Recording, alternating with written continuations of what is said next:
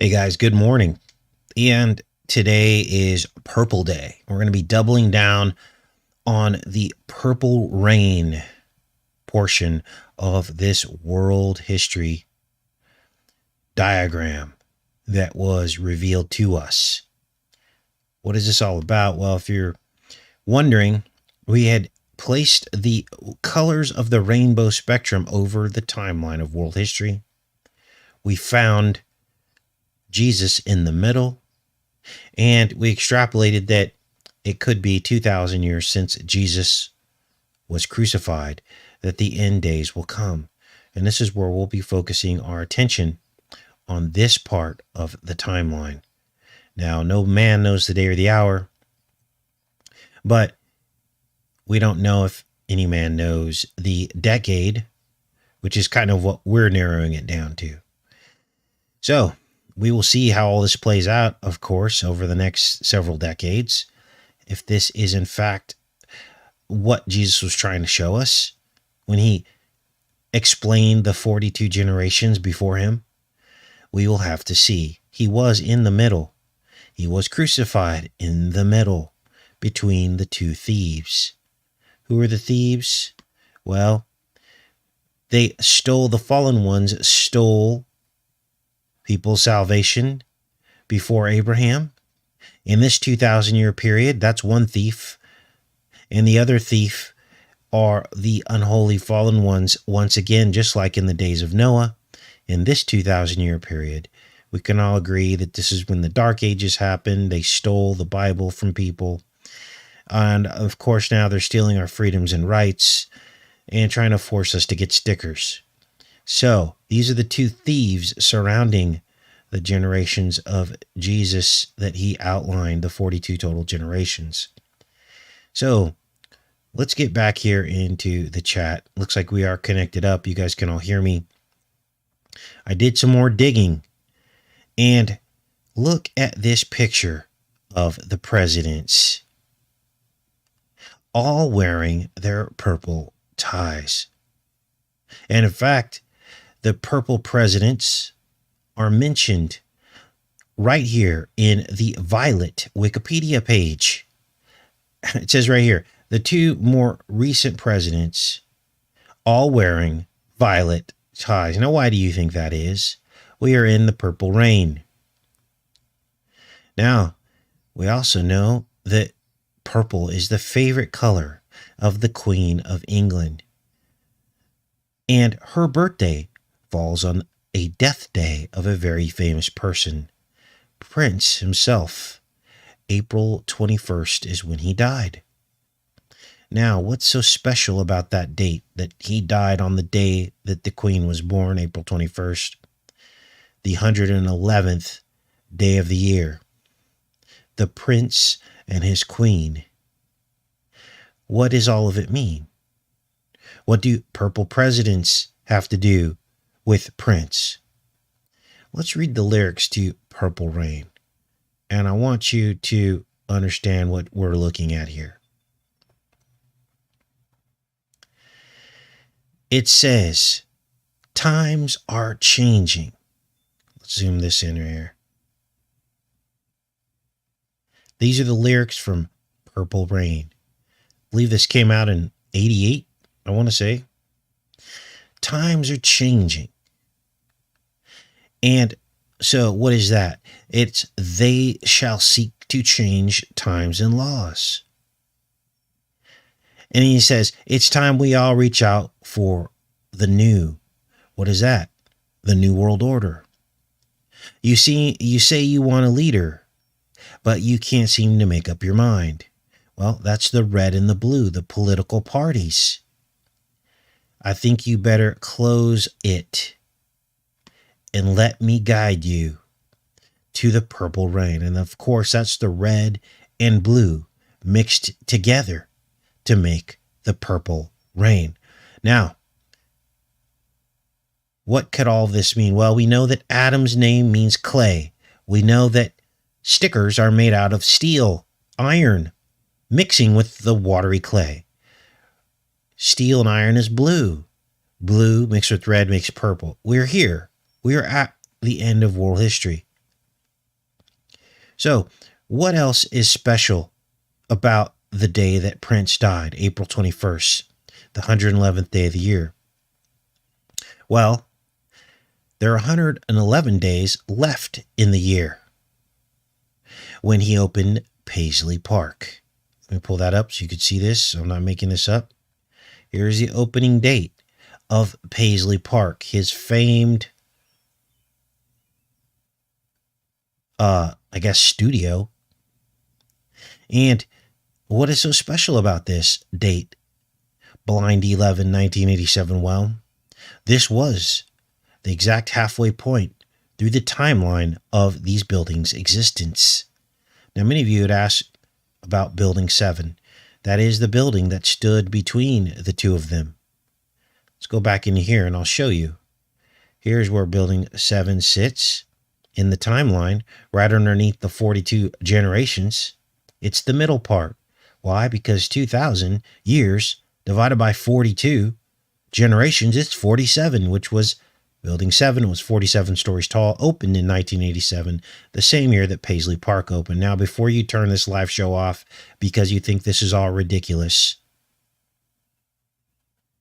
understand that this year that Paisley Park opened was also the halfway point in Prince's life. What does this mean? These are the two pillars. 2,000 years here, 2,000 years there. The two thieves that try to steal your salvation by having you dualistically seeing life, believing that one side is better than the other when they're both deceiving you, instead of looking to the middle, which is where Jesus sits. So, Paisley Park, let's take a look at this. This is the Purple Rain Man. And as you can see, he was born in 1958 and died in 2016. 1987 was the halfway point in his life. The 29th year. After Paisley Park opened, he would live another 29 years. Now, people call this a sacrifice.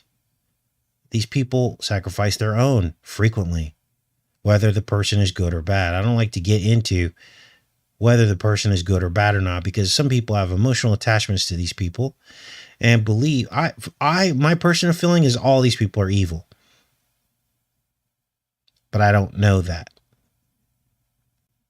Now, let's get back into the color purple or violet. Violet is the color of royalty. Let's go back to it here. This is the Wikipedia page for violet. This is the color of royalty. And it has a frequency that reveals its true nature. In terahertz, let's go back up to the top here. What is the frequency of violet? 666 terahertz. That's the range. Of course, it's other numbers as well, but this is the cutoff range in terms of frequency. The color violet is a very bizarre color because it almost does not exist in our reality. It's barely visible in the spectrum. It's very hard to reproduce. It's a mysterious color associated with magic. We did a lot of work in 2013 on this channel, as a matter of fact, on the color heliotrope purple. And we looked at the history of this way back then, seeming to come full circle with what we're now discovering about the timeline of human history being in the purple zone. So what did we find? What did we research back in 2013 about the purple? Well, we found that in antiquity, this purple color was very prized and associated with royalty, and that it took many, many seashells in order to create the color purple. In fact, it took 12,000 seashells that they harvested. Now, they have to crack open these shells and pull out a very specific portion of the snail, which is a very, very, very tiny piece. They then put it in a vat. They then leave it out in the sun. There's your sun worship for days and days until it reaches a specific color. Let me see if I can find this here, because I want to show you guys how this is made. Let's go into here. Shells. Let's find this.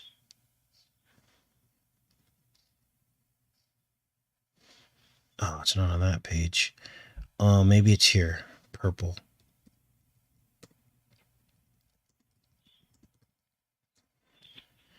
All right, let's go in here and see if we can find this. There's the Queen of England. Her favorite color is purple.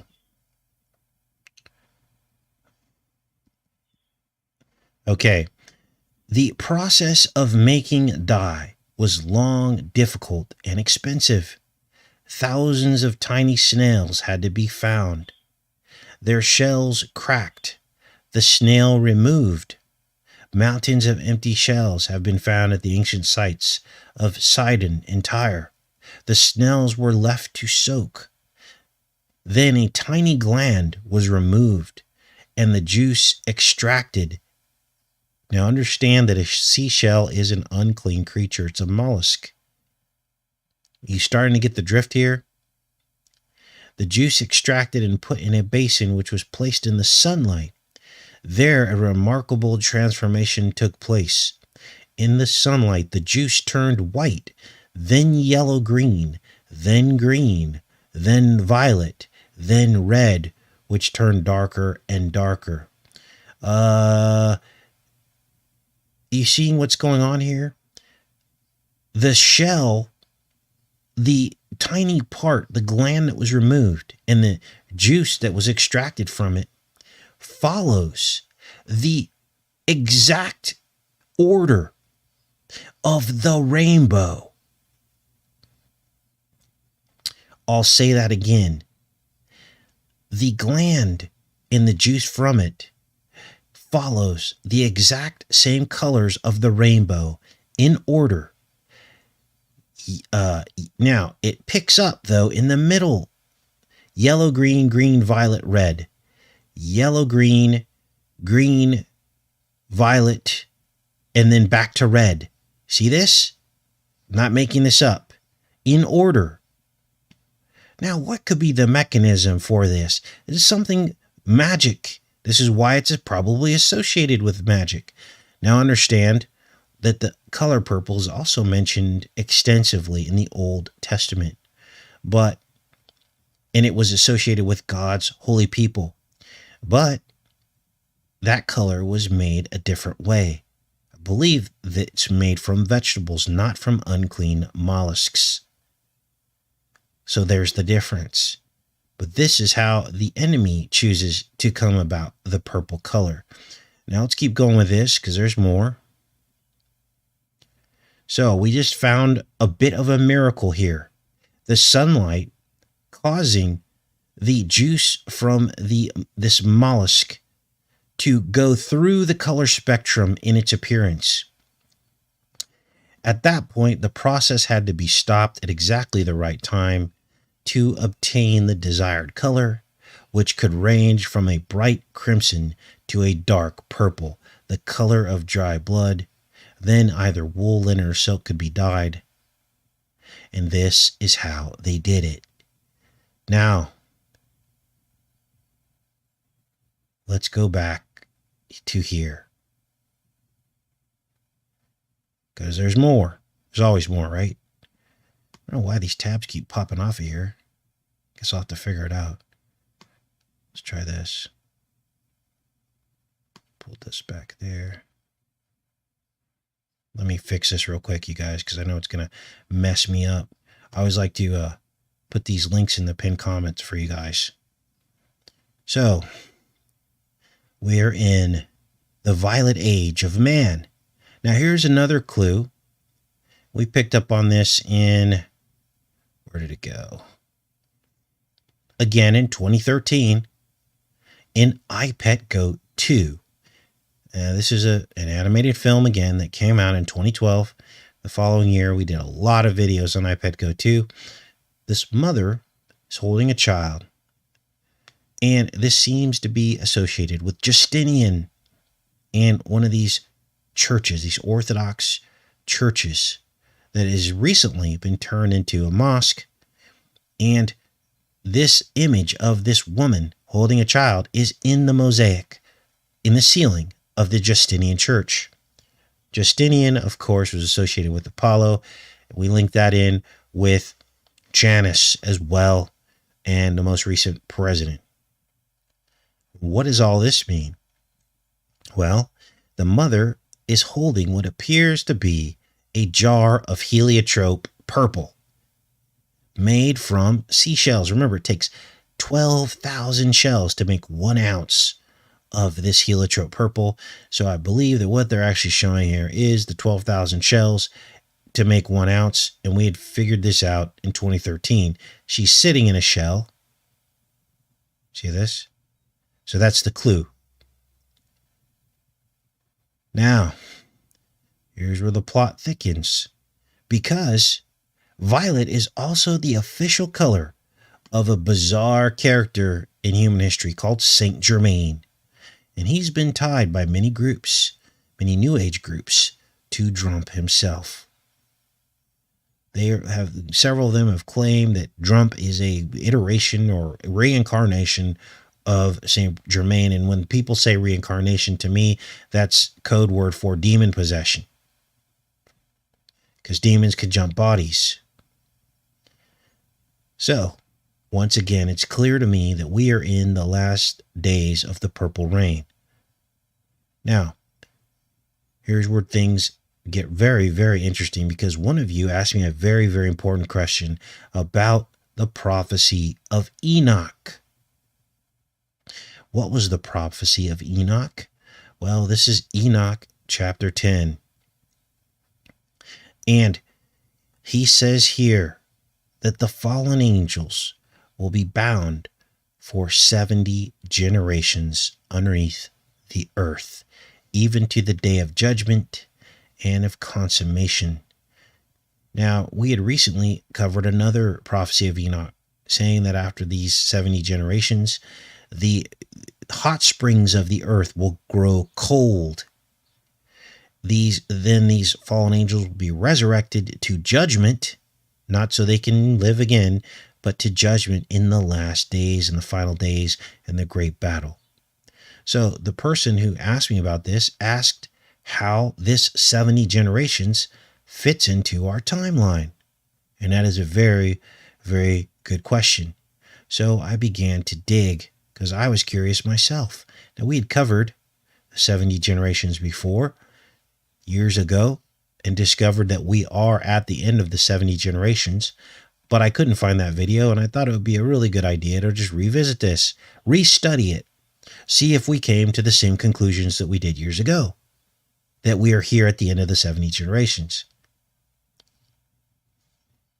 So I began to dig. Now, this action, let's go back to the thing here. Told you guys this was going to be a crazy show.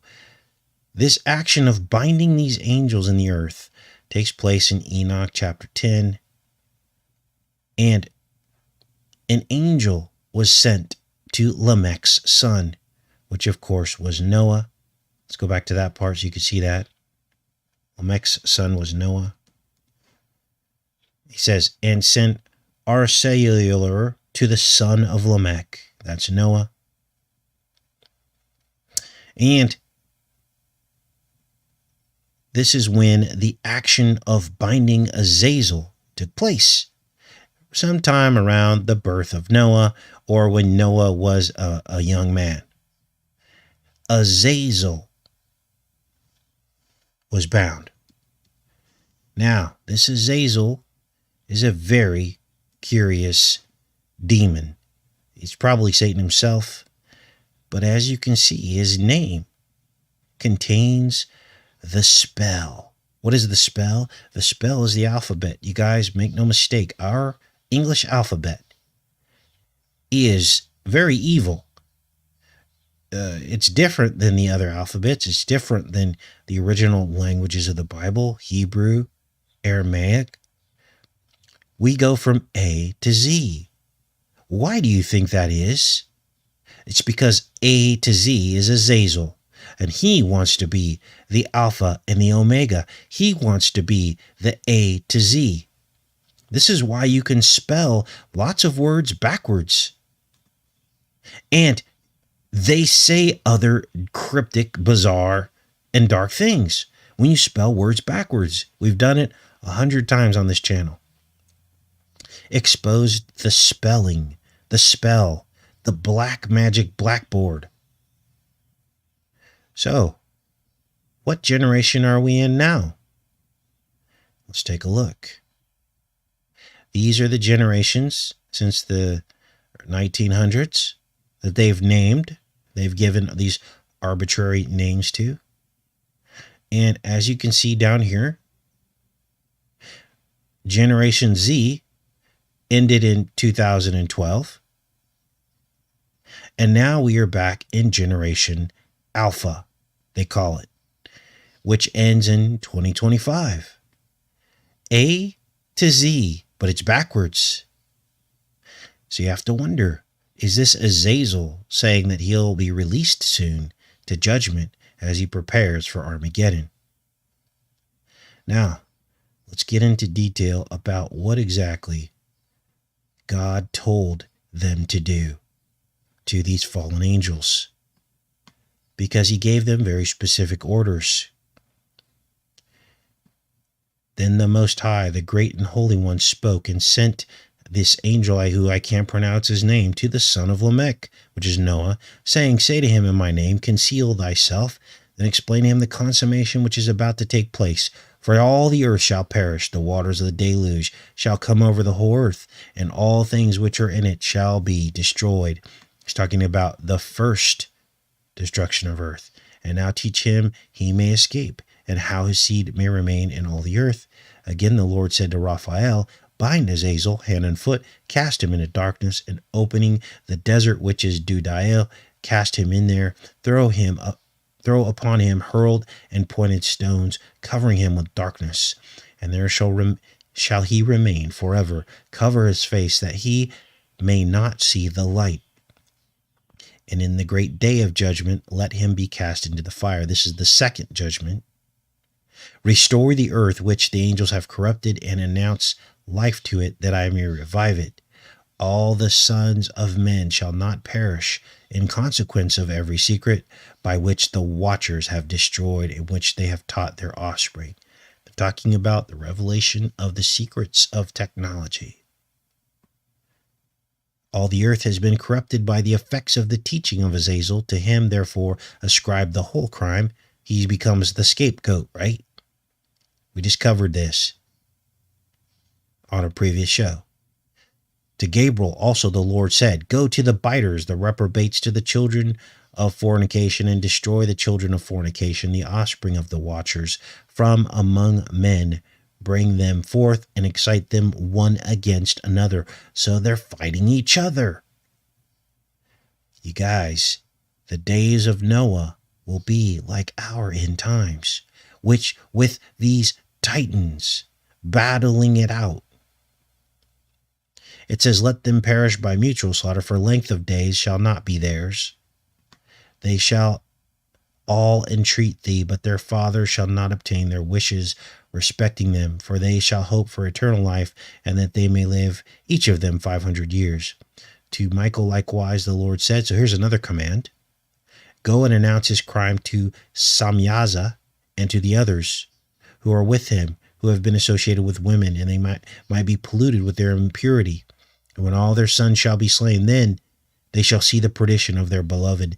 Bind them for 70 generations unto the earth, even to the day of judgment and of consummation, until the judgment, the effect of which will last forever.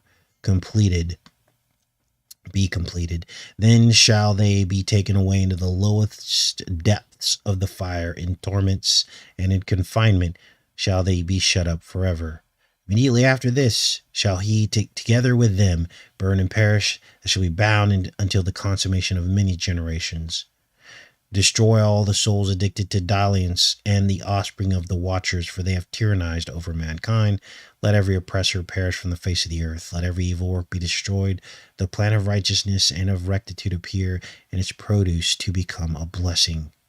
Righteousness and rectitude shall be forever planted with delight, and then shall all the saints give thanks, and live until they have begotten 1,000 children, while the whole period of their youth and their Sabbath shall be completed in peace. In those days all the earth shall be cultivated in righteousness. It shall be wholly planted with trees and filled with benediction. Every tree of delight shall be planted in it. Now, these fallen ones were also said in the book of Enoch to have sinned against reptiles and birds and beasts, as well as fish. The giants turned against them and devoured mankind. And they began to sin against birds, beasts, reptiles, and fish, and to devour one another's flesh and drink the blood. Then the earth laid accusation against the lawless ones. What does all this mean? What does this sinning against these creatures mean? I believe these were genetic sins. Exactly what is about to be unleashed on mankind. And these genetic sins against all these creatures created titans, giants. And make no mistake, there were likely large battles of these titans, as Enoch 10 says that they would fight each other and destroy their own offspring. They're genetically hybridized giant creatures. Right? They were probably demon-possessed, unclean dinosaurs. That's what I believe that these were. And some of them may have been bound along with the fallen ones in the hills of the earth.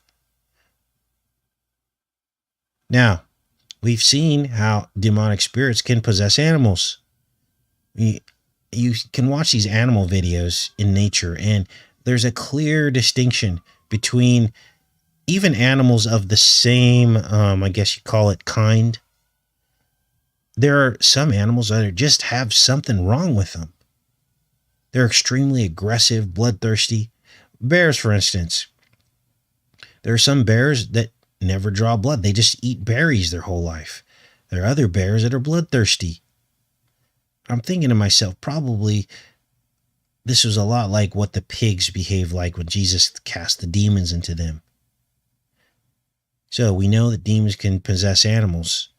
And what if some of these titans, these huge beasts, were thrown into the earth until the end of the 70 generations?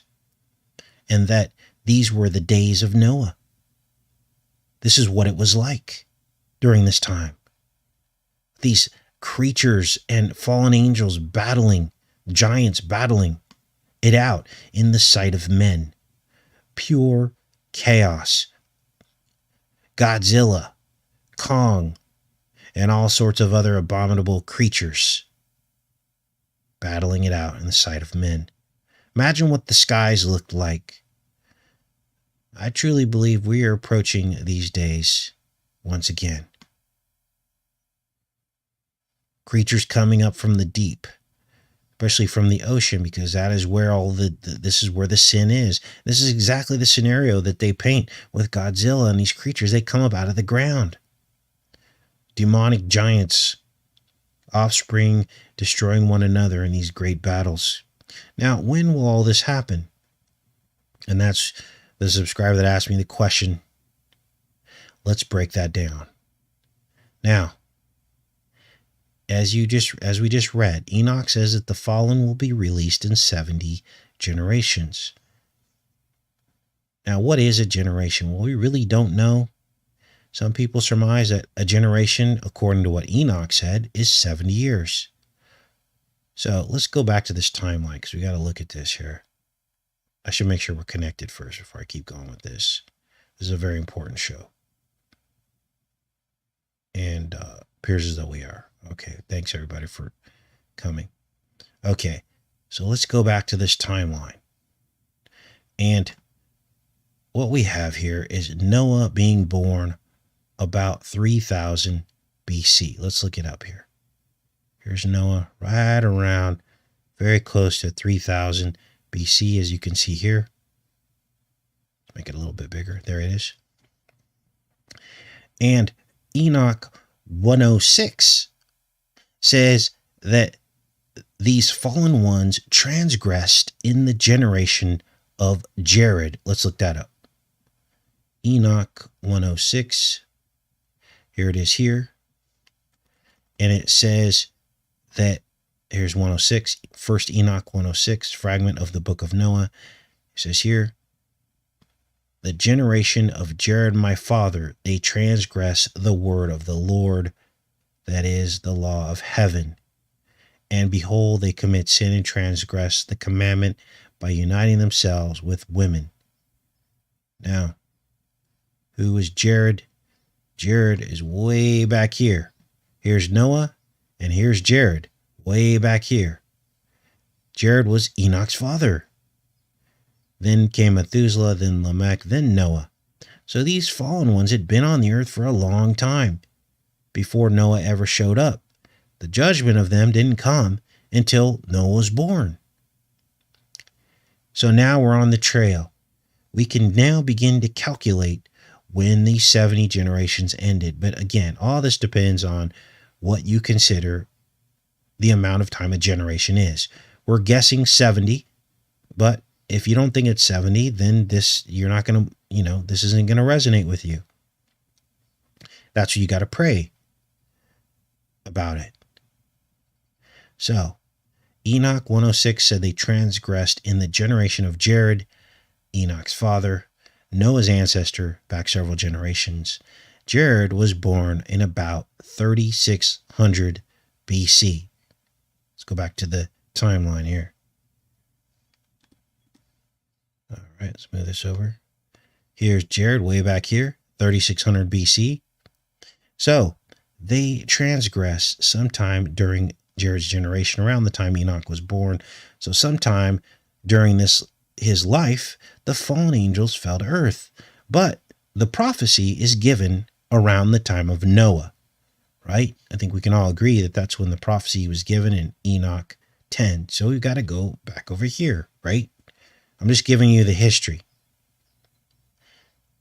So here's Noah about the time the prophecy was given, right in here, about 2800 BC, probably, give or take, right?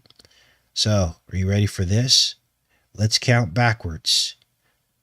70 generations times 70 years is 4,900 years.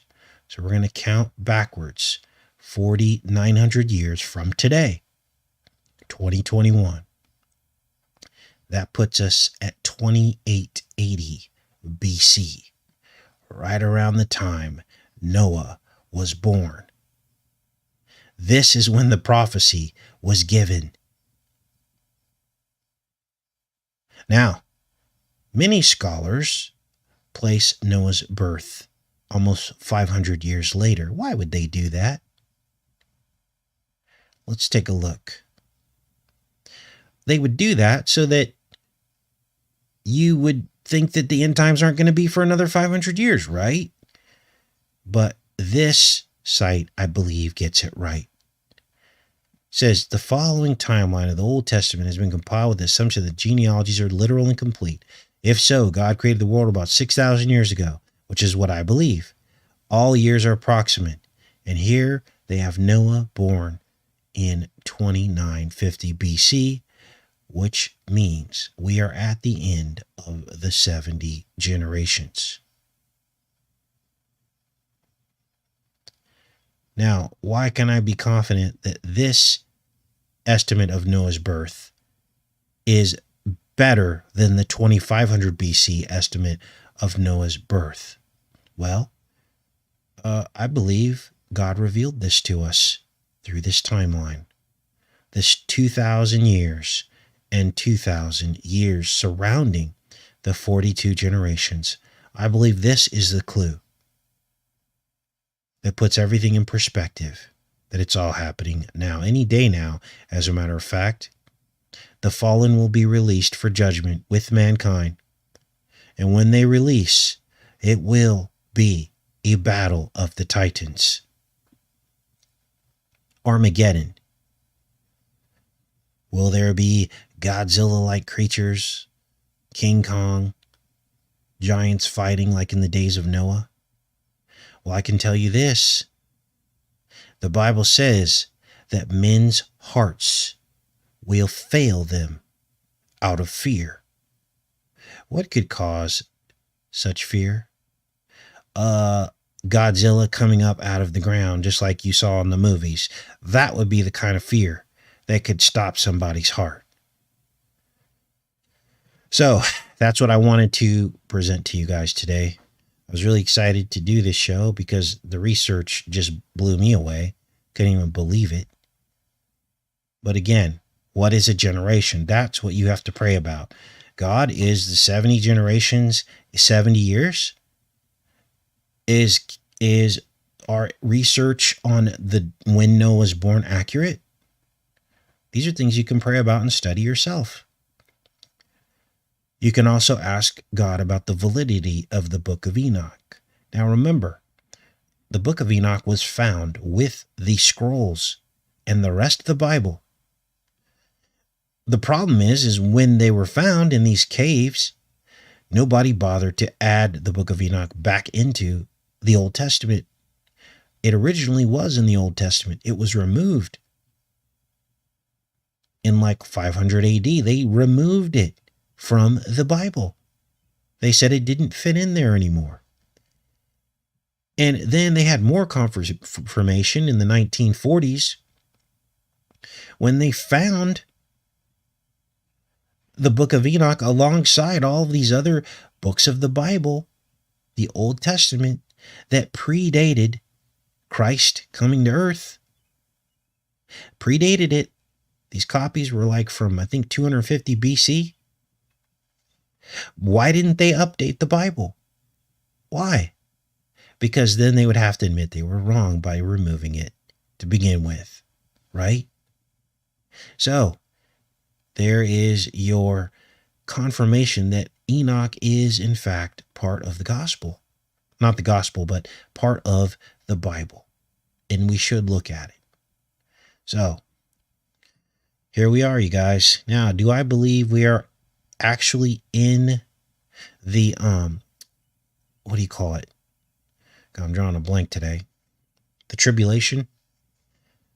I'm not sure. There are a lot of Christians that are suffering and losing their lives right now. We live in America, so we're shielded from a lot of that. But there are a lot of Christians that are suffering right now, having their lives taken in a lot of countries.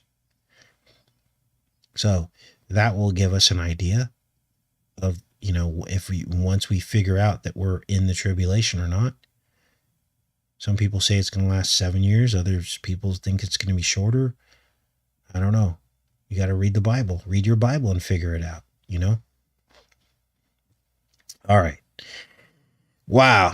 Tomorrow, on a lighter note, we are going to get back into Dead Giveaway. Another show. As you can see, I got all the tabs pulled up. We're going to cover some of these stories. Updates on CV19, where we're all headed. They cannot help themselves. They have to keep mentioning the VC passports. Now, I have good news. Arkansas is pushing through legislation to ban VC passports. Notice how you're not hearing that in the news, but I found a story saying that that is indeed the case. It hasn't gone through yet. Let's pull it up here. Hasn't gone through yet, but they're trying to talk. They're talking about it. They're starting the process. This is good news. Another state that will ban this. Okay. So we'll be talking all about all that tomorrow. Glad you guys stuck it out with this show. I know it was a lot of information, but you know, crazy like, right? Okay, let's read in the chat here for a little bit. Okay. I love you guys. I'm glad you guys have a love of the truth and a love of God to, want to know about all this stuff. The Bible says in the last days, the love of him will grow cold. That ain't happening here. You guys are on it. And I hope that you keep that zeal. I hope you keep that enthusiasm, because we're going to need it going into the last days. Okay, what do we have here? Hey, hello, Autumn. Hello, just me. Joan. Yes, the earth is full of foul spirits reserved for fire. Now, this fits right in to, well, we won't go into that. That's a whole nother show. I was going to drag in the eye model that we had looked at. The aqueous humor, the front of the eye, the fluid in the front represents the watery depths of hell underneath the seas. But that's a whole nother show. Enoch was not because God took him. Yes. Okay. Julie just got here. Sorry, Julie. I think the show's over. But you can play this back again, obviously. Sorry that you showed up late.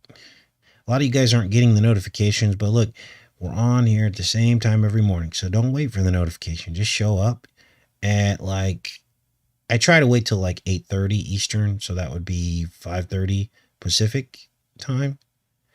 I try to wait till then because I know that we're dealing with West Coast as well. So just show up every day and we'll be here. Don't wait for the notifications because YouTube's not going to notify you. Probably a third of you tell me that you don't get notifications. So, all right. Yeah, we're going to end the show here. I love each and every one of you. Have a great day and be safe.